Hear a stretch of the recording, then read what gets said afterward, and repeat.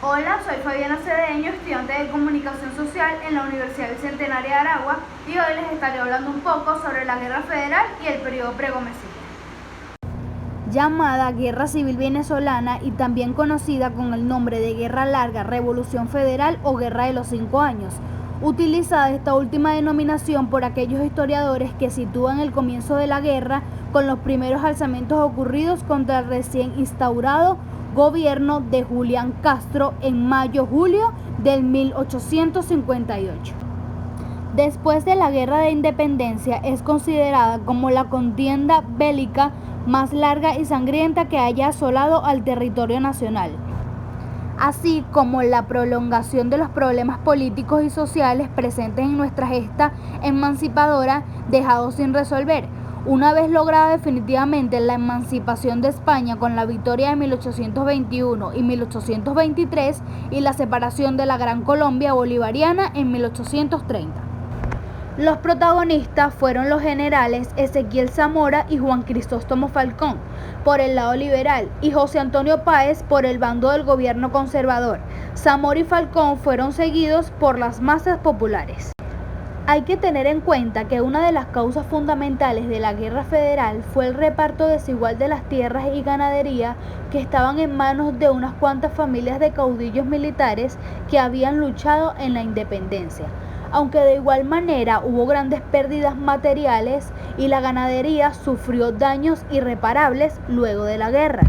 En otro orden de ideas les contaré sobre las batallas que se llevaron a cabo dentro de esta guerra. Una de ellas fue la batalla de Santa Inés el 10 de diciembre de 1859. Esta representa un episodio más dentro de los otros acontecimientos importantes del proceso independentista latinoamericano. La batalla ocurrida en el pueblo de Santa Inés, en el estado Barinas, estuvo ordenada militarmente por el general Ezequiel Zamora.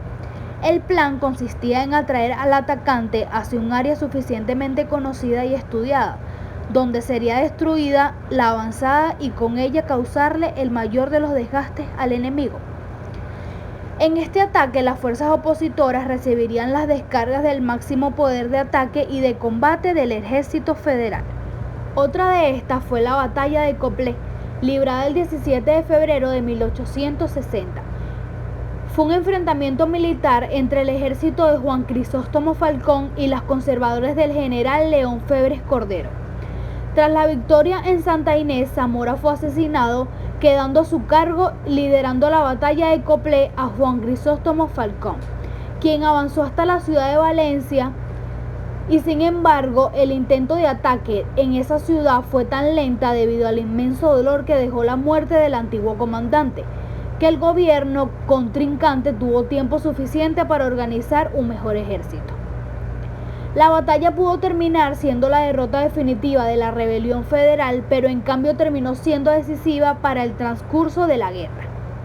Febres Cordero no persiguió a sus enemigos en retirada, lo que salvó a la gran parte de las tropas rebeldes sobrevivientes, a diferencia de Santa Inés, donde Zamora persiguió a los vencidos con la intención de exterminarlos y pocos sobrevivieron.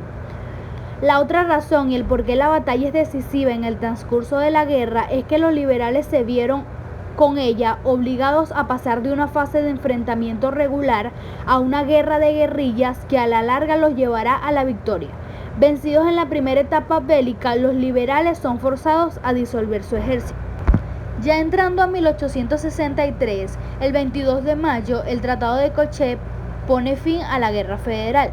El tratado original se había firmado el 23 de abril, pero fue el 22 de mayo cuando se firmó el definitivo con algunas modificaciones.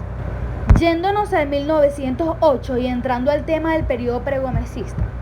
Juan Vicente Gómez nació en la hacienda Mulera, estado Táchira, Venezuela, el 24 de julio de 1857. Fue un dictador político y militar venezolano que gobernó de manera autoritaria su país desde 1908 a 1935. El gobierno del general Juan Vicente Gómez tuvo una duración de 27 años y comprende 3 etapas definidas por el tratamiento que dio a los problemas políticos que hubo que confrontar. Los años 1908 y 1913 han sido señalados como el periodo de su consolidación en el poder, durante los cuales se enfrentó a las aspiraciones de retorno derrocado presidente Cipriano Castro, así como a los políticos liberales amarillos y nacionalistas que integraban el Consejo de Gobierno y que eran adversarios a su reelección en comienzos de 1914. El segundo periodo comprende la etapa de 1914 a 1922 y se caracteriza por la presencia y actuación de dos presidentes, Victorino Márquez Bustillo, que despacha en Miradores con el carácter de presidente provisional de la República, y el general Juan Gómez, que con los cargos de presidente constitucional electo y comandante de jefe del ejército tiene su residencia en Maracay. En el tercer periodo, de 1922 a 1935, Gómez se hace reelegir por tercera vez presidente constitucional y comandante en jefe del ejército. Luego, recomendando al Congreso Nacional la elección del jurista Juan Vicente Pérez como presidente de la República, quien, de acuerdo con las disposiciones del nuevo texto constitucional, tenía que compartir sus funciones con el comandante en jefe del ejército. En 1931, a raíz de una crisis política y familiar en el cual es protagonista el tío de Juan Vicente Gómez, José Rosario García, el Congreso Nacional solicita la renuncia del presidente Pérez y aprueba de nuevo la reforma constitucional, mediante la cual vuelven a unirse los cargos presidente de la República y de comandante en jefe del ejército, y reelige a Juan Vicente Gómez por cuarta y última vez.